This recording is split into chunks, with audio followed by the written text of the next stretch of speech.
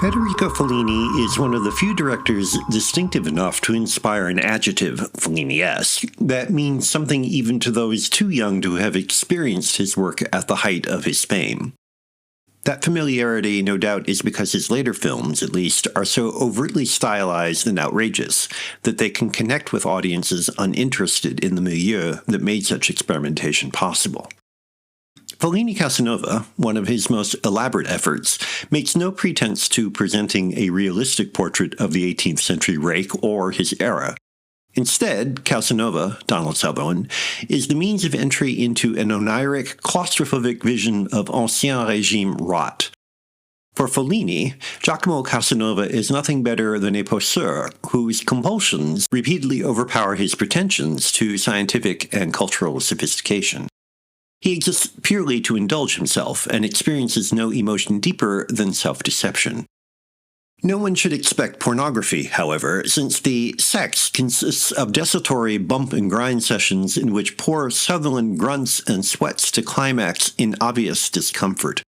To compensate for a lack of interest in his protagonist, Fellini whoops things up with a characteristic carnival of dwarfs, giants, freaks, brutes, innocents, and teases, waggling their tongues and twitching their bottoms over and over again amidst one ornate, blatantly artificial, silk and satin upholstered setup after another.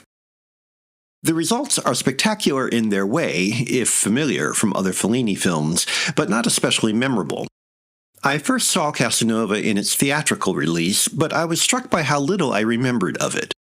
It is indicative that only one or two images sparked recognition in this film in which style is the primary attraction. Most of it is not much more visually striking than a standard period drama.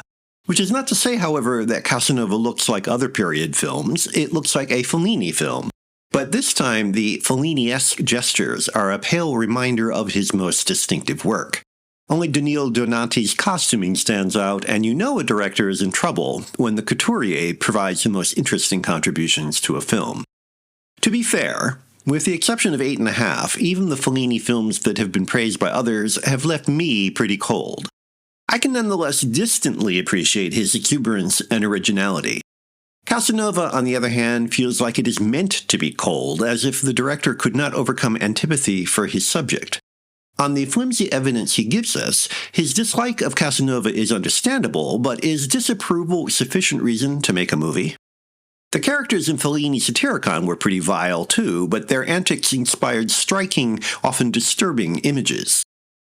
What is most surprising about Fellini Casanova is how dull and pointless it feels, like an academic précis of Fellini-esque mannerisms.